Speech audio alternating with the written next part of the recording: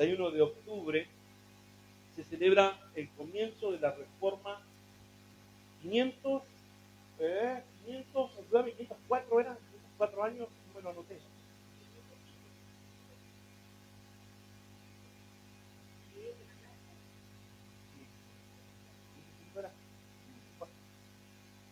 Tengo mis dudas. Para mí fue en el 17, por ejemplo. Pero puede ser. Allí en Alemania, en el siglo XVI, en 1500 y algo,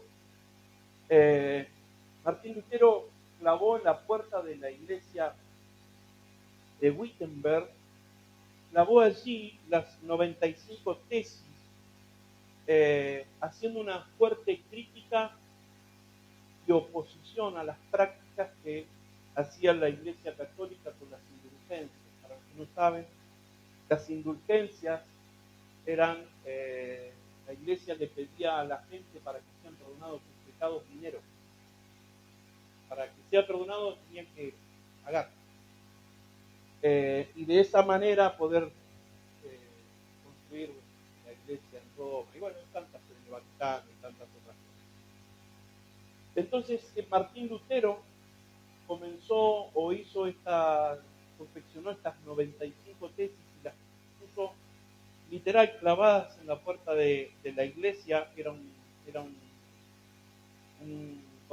monje, Martín Lutero, y por este motivo fue echado, fue expulsado de la iglesia.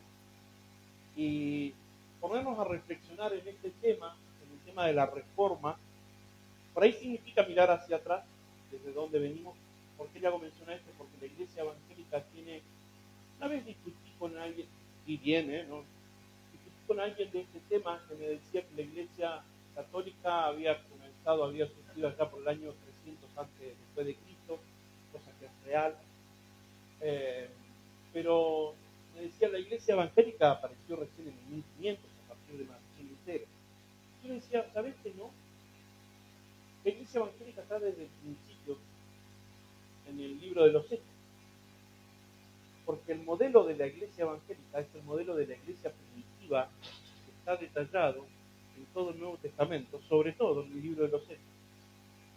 Entonces, la iglesia evangélica, vamos a años, es más antigua que la iglesia católica. La iglesia católica tuvo su surgimiento allí por el año 300 después de Jesús. Así que mirar hacia ese pasado, mirar también al presente en este contexto de la reforma, es también mirar un poquito y preocuparnos un poquito por lo que viene en el futuro. Entonces es un buen momento, me recuerdo un relator, un buen momento para poner un poquito para hacer un alto en nuestro camino y reflexionar sobre cómo está la iglesia hoy, cómo estamos usted y yo. ¿Quiénes somos la iglesia? Usted y yo, cada uno de nosotros. Vamos a la iglesia, sí, al edificio, hablamos de esa manera, pero podemos ser iglesia y quedó totalmente demostrado en este año y pico, casi 2 años de pandemia, que pudimos seguir siendo iglesia no estando aquí adentro. Entonces, es un buen momento para reflexionar, para mirar hacia adentro, quizás hacer una comparativa de la reforma que comenzó en la iglesia y empezar a ver esa reforma o empezar a trabajar en esa reforma que el Señor quiere hacer en la iglesia, en usted y en mí. Y para ponerle un contexto bíblico a esto, quiero hacer referencia a la carta del apóstol Pablo a los romanos. Usted tiene la Biblia por ahí a mano, agárrela. Capítulo número 12.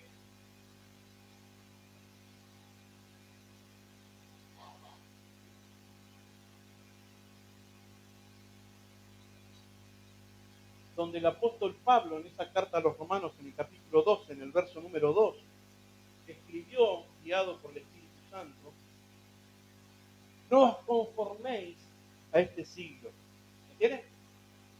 Sino transformaos por medio de la renovación de vuestro entendimiento, para que comprobéis cuál sea la buena voluntad de Dios, agradable y perfecta. La Biblia dice así. Para la primera parte de este texto, donde dice: no se conformen a este siglo, sino transformaos por medio de la renovación de vuestro entendimiento. La palabra que enfatiza en las versiones que usted y yo habitualmente usamos, y es correcto, es la palabra transformado. Esa es la orden. Ese es el propósito, de ser transformado. Pero hay una versión, aprovechando esto de la reforma, hay una versión Reina Valera antigua, se llama, que dice, en esa traducción también correcta, en lugar de decir transformados, decía reformados.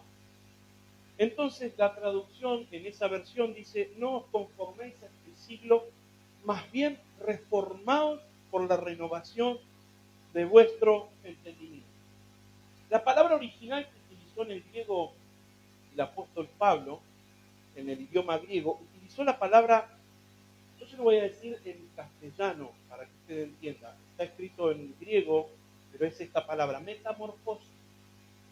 Cuando Pablo escribe transformados o reformados, la palabra que escribió en griego era metamorfosis, que ordena a todos los hijos de Dios, a todos los que tenemos una relación espiritual con Jesús, que siempre cambien su estado espiritual presente por uno mejor, por un estado espiritual aún mejor, porque siempre hay algo para cambiar en nuestra vida. Amén. Entonces podemos leer transformados o reformados, pero en sí cualquiera de las dos palabras lo que nos está dando es la orden de ser transformados, la orden de ser, iba a usar esa palabra metamorfosis, pero me voy a trabar todo, así que no la voy a usar, de ser cambiado, de ser renovado. Necesitamos usted y yo ser transformados, reformados. Algunos hasta necesitan ir al reformatorio. No existen más los reformatorios, ¿no? No tengo idea. No existe más. Lo que antiguamente se conocía como reformatorio no era para los menores.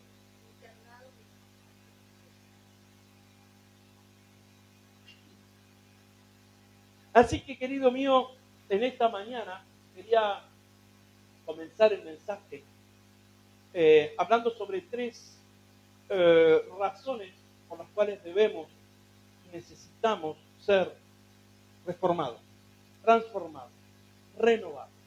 Amén. Y la primera que quería compartir es que la perfección del cristiano, la perfección suya, y mía que el Señor desea para nosotros no es algo que recibí a Cristo como Señor y Salvador y ¡pum! Dejé de ser que era hasta hace un rato y soy persona nueva. Sí, nueva criatura es, pero empieza un proceso de metamorfosis en el creyente. Y el apóstol Pablo habla sobre esto en esta carta. Cuando hablamos de metamorfosis, inmediatamente me imagino a animales. Tenemos el caso de cuando era chiquito. Cuando era chiquito, alguna vez fui chiquito, para los que no saben, alguna vez fui niño, bastante travieso. Por eso cuando Franco, aprovechando que Franco no está, que la Franco va a la fuera del trabajo, cuando Franco se las mandaba, porque ahora se las manda pero de otra manera, pero cuando se las mandaba que era chiquito, mi esposa estaba diciendo, creo que ya matar, pero cuando me llamaban de colegio, pero cuando volvía me reía porque yo es igual a de la misma macana que hacía yo.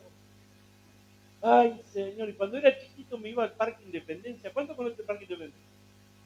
Creo que no sé si existe todavía, hay una laguna artificial, una pileta artificial, del lado opuesto, no está más. Cuando yo era chico eso tenía agua. ¿Y qué íbamos a hacer ahí? Agarrar renacuajos.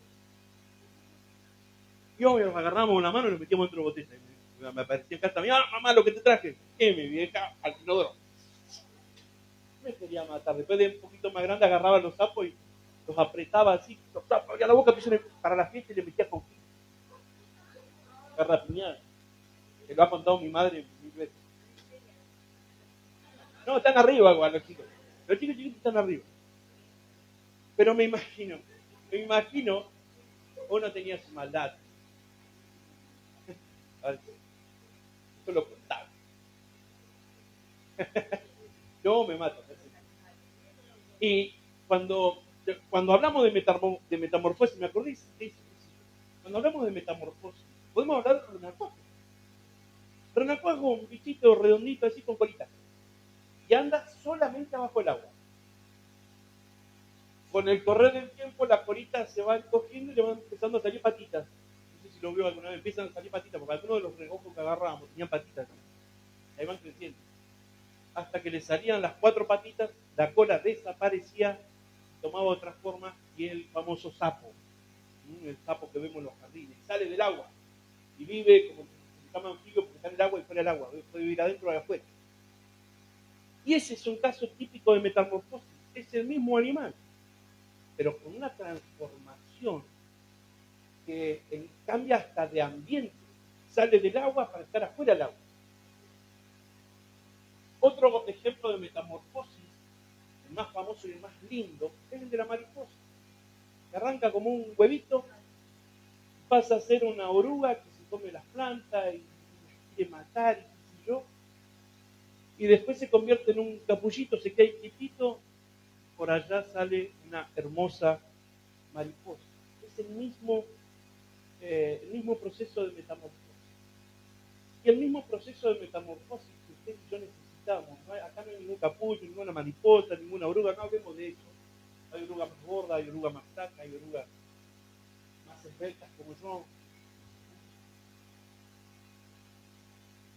Pero de la misma transformación es la que habla el apóstol Pablo. Esa misma metamorfosis que el Señor utiliza con los animales o ha diseñado para los animales, esa misma metamorfosis usa el Señor para usted y para mí. Usted y yo necesitamos ser renovados, porque como cuando llegamos al Señor no éramos seres agradables a Dios.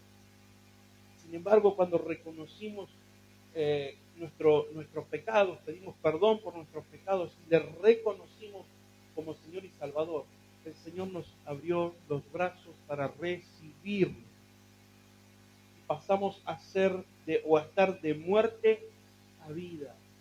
Y allí comienza una transformación dentro nuestro que después se va a empezar a ver hacia afuera, y no precisamente porque cambiemos de aspecto físico, aunque yo estoy seguro y me acuerdo de muchos de nosotros, porque me acuerdo de mí mismo también, hasta cambiamos de aspecto físico. Uno engordaba, no estoy hablando de ese aspecto, yo estoy hablando de rostros tristes, llenos de dolor, llenos de pesar, rostros oscuros por el pecado, por el peso, por las batallas perdidas en la vida, y el Señor cuando viene a nuestra vida nos transforma de tal forma que hasta nuestro semblante cambia, hasta nuestra cara cambia, nuestro rostro cambia. Y somos transformados y nos convierte el Señor en sus hijos y nos da ese hermoso privilegio de ser llamados hijos suyos.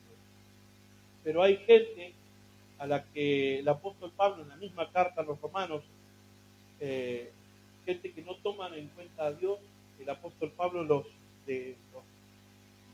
detalla en el capítulo 1, verso 29, dice: estando atestados de toda injusticia, fornicación, perversidad, avaricia, maldad, llenos de envidia, homicidios, contiendas, engaños, malignidades, personas que no quieren saber de Dios.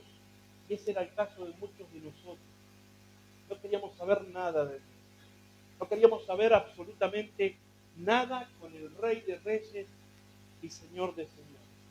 Y luego el apóstol Pablo, al describir el carácter de las personas que no toman en cuenta a Dios, los califica como murmuradores, detractores, aborrecedores de Dios, injuriosos, soberbios, altivos.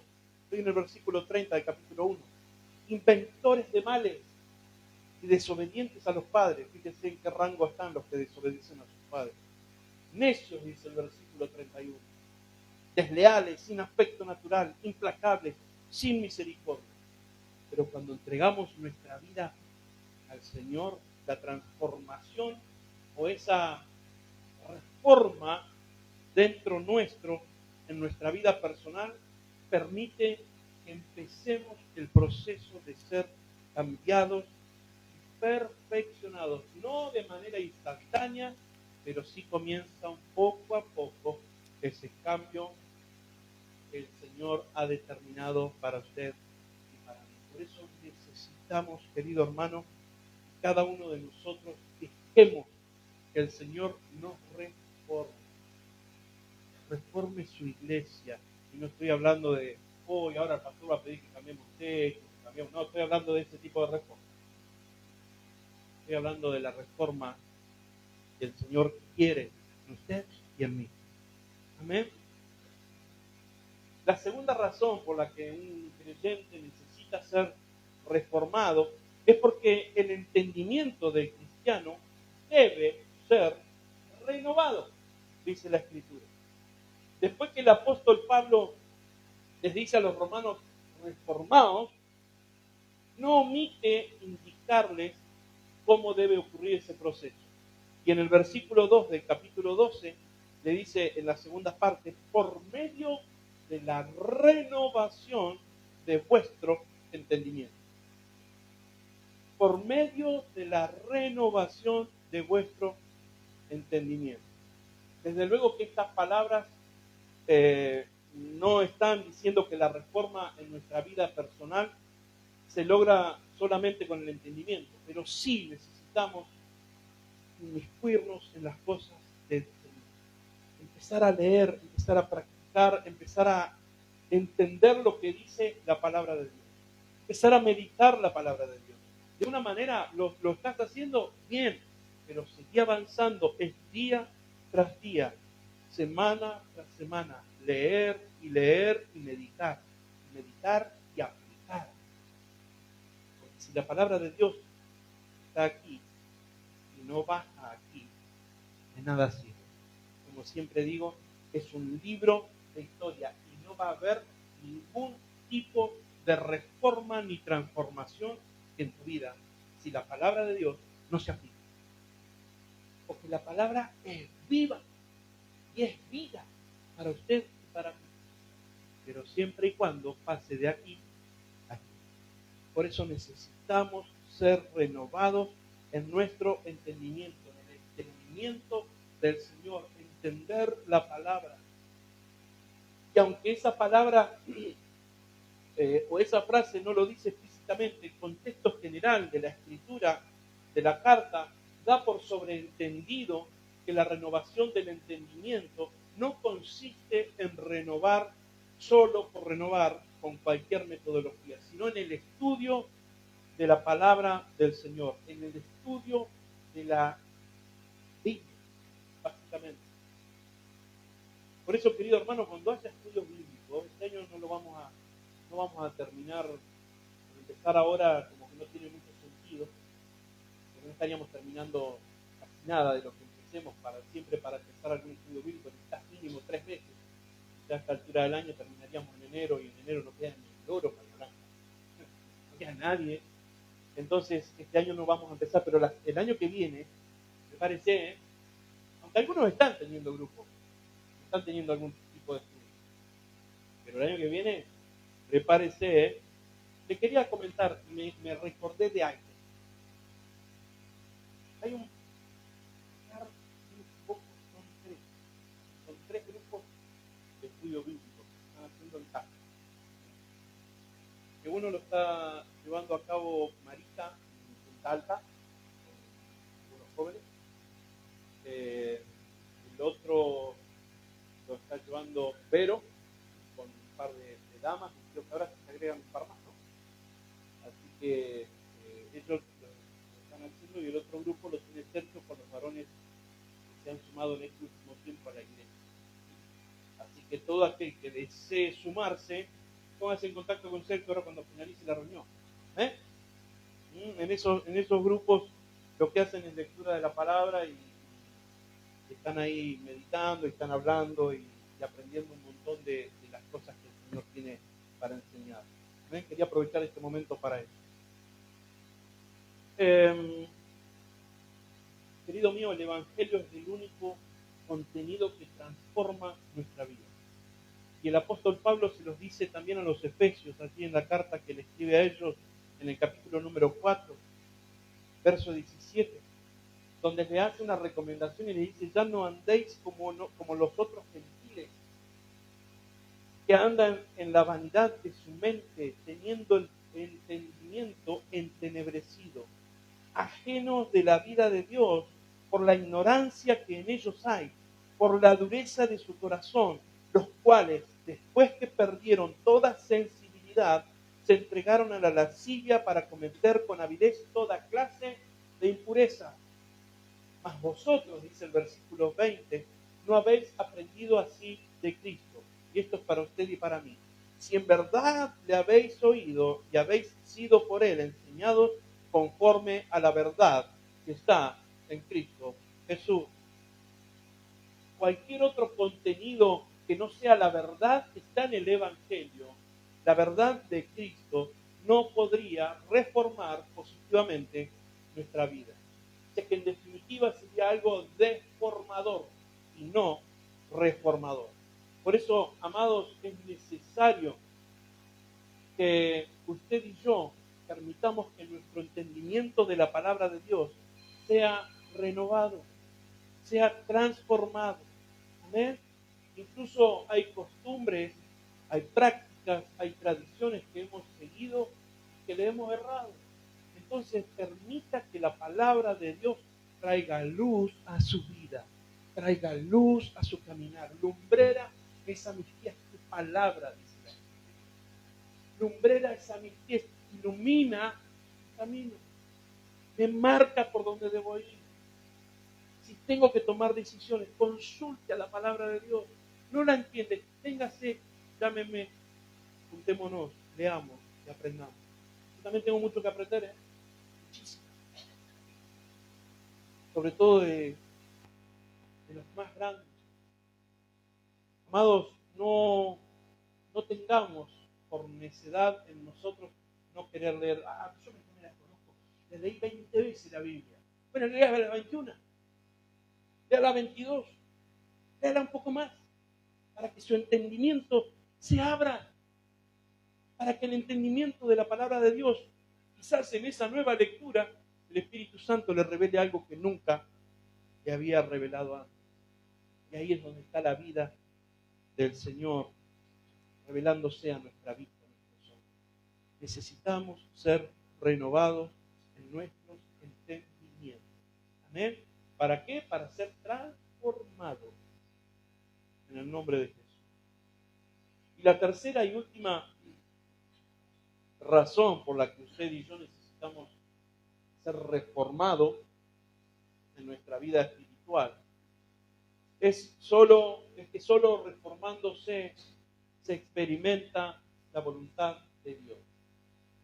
Fíjese lo que dice el versículo 2, la segunda parte del versículo 2 de Romanos 12, que dice: para que comprobéis cuál sea la voluntad de Dios, agradable y perfecta. La renovación de nuestro pensamiento, de nuestro entendimiento, nos permite vivir una vida reformada cada día, un poquito más, vez tras vez.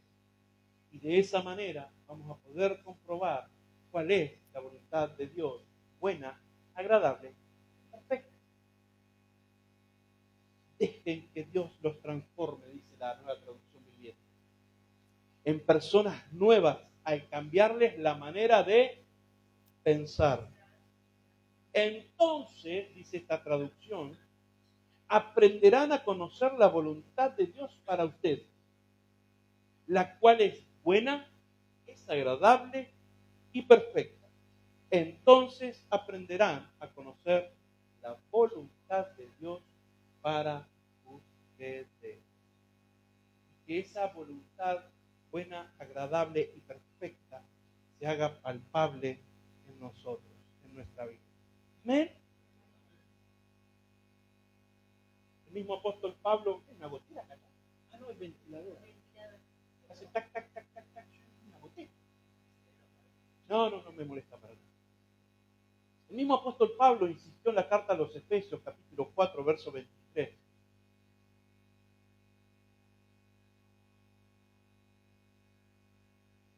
Dice: renovaos en el espíritu de, ¿cómo dice su Biblia? De vuestra mente. Renovaos en el espíritu de vuestra mente, por lo cual, dice el versículo 25, desechando la mentira, hablad verdad, cada uno con su prójimo, porque somos miembros los unos de los otros. Versículo 26. Airaos, pero no pequéis, y no se ponga el sol sobre vuestro enojo, ni deis lugar al diablo. El que hurtaba, dice el versículo 28, no hurte más. Tan sencillo como Sergio recién decía, es tan fácil. El que robaba, no robe más. Sino trabaje, haciendo con sus manos lo que es bueno, para que tenga que compartir con el que padece necesidad. Ninguna palabra corrompida salga de vuestra boca, sino la que sea buena para la necesaria edificación, a fin de dar gracia a los oyentes. Si no tiene, en otras palabras, el apóstol Pablo lo que está diciendo, el que robaba, no robe más, póngase a trabajar y dé testimonio de lo que hace. Porque ahí de esa manera va a tener que dar a los que necesitan. Y en la segunda parte, en el segundo versículo que leí, que dice: ninguna palabra corrompida salga de vuestra boca, sino la que sea buena para la necesaria edificación, a fin de dar gracia a los oyentes. Dice, si no tiene, se lo traduzco en mi idioma Guillermo 2021, si no tiene algo que edifique para decir, ábrale casi la boca. Si va a ser de edificación, dígalo. Si no va a edificar, ¿para qué va a abrir la boca?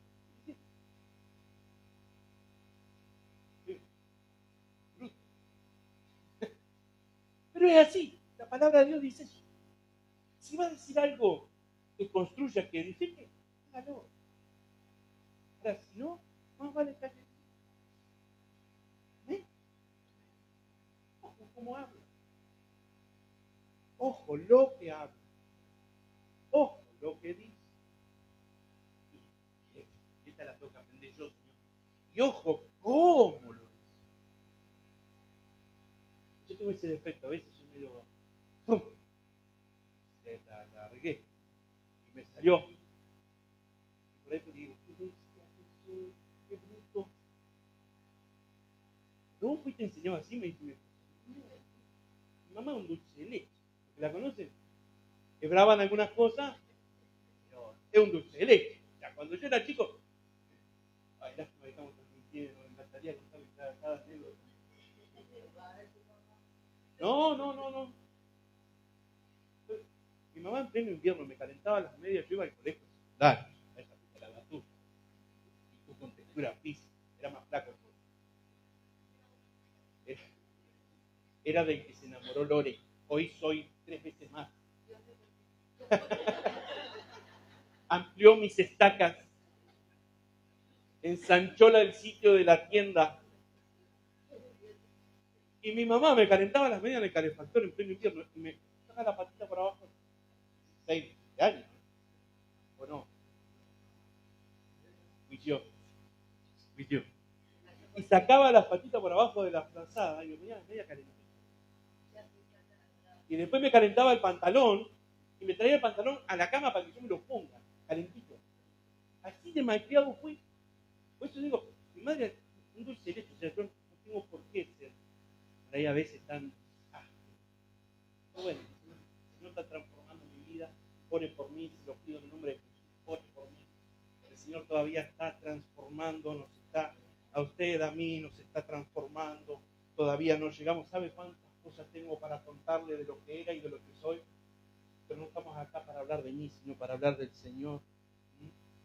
Así que, querido mío, es necesario que usted y yo seamos renovados, seamos transformados. El que robe, deje de robar. El que habla mentira, deje de mentir. El que engaña, deje de engañar. Tan fácil como eso. Y uno de esa manera va a comprobar la voluntad de Dios. Buena, agradable, perfecta. Ay, aleluya. Toda injusticia, escribe el apóstol Pablo en la carta a los Romanos, capítulo 1, verso 29. Toda injusticia, fornicación, perversidad, avaricia, maldad, llenos de envidia, homicidios, contiendas, engaños y malignidades, ya no lo querrán volver a practicar. Cuando el Espíritu Santo toma lugar en tu corazón, todas estas cosas van a empezar poco a poco a desaparecer. Y va a empezar a aparecer lo bueno, lo agradable, lo perfecto, que es la voluntad de Dios. Amén. Amados, estoy seguro que las predicaciones que giran en torno a este tiempo de la Reforma quizás han hecho mucho más hincapié en doctrinas de la Reforma protestante allá por el siglo XVI. Pero yo creo que lo que fundamentalmente es necesario ser reformados es en nuestro corazón, en nuestro diario vivir, junto a nuestros hijos, a nuestros seres queridos. Yo les voy a contar una incidencia. Hace unos minutos, allí cuando estábamos adorando, y Sergio dijo, de gracias. Yo me puse a dar gracias, le tomé la mano a mi esposa, y ella me habló y no sé ni qué me dijo. Ahora que me dijo, sentar. Ni sé lo que me dijo. Y yo estaba dándole gracias a Dios por la esposa que me dio. Usted dé gracias a Dios por el esposo y la esposa que le dio, los hijos que le dio el Señor. Dé gracias, bendito. ¿Tenemos defectos? Bienvenido al club de todos los que tenemos defectos. Sí, te puedo dar una lista enorme de defectos que tengo. Pero querido mío, dé gracias por lo que el Señor ha hecho, que está haciendo con tu familia. Si hoy estás aquí en esta mañana, el Señor va a continuar la obra que empezó. Y hoy estás aquí en esta mañana para escuchar la palabra que el Señor tenía para hoy y en este día y en esta mañana. Amén.